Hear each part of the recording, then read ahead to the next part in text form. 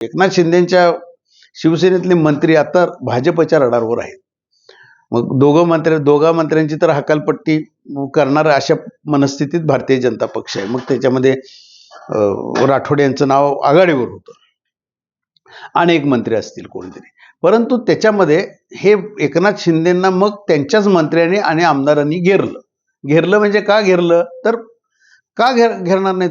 आम्हाला जर का संरक्षण नसेल आणि मग महायुतीमध्ये भारतीय जनता पक्ष आपल्याला जर का इन्क्वायरीला चौकशीला सामोरं जायला लागत असेल तर मग उपयोग काय.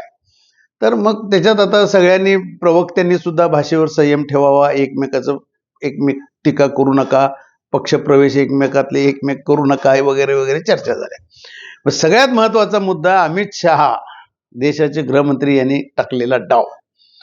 ठीक आहे, तुम्हाला आम्ही वेळ देऊ. पुन्हा त्या चर्चा झाल्या.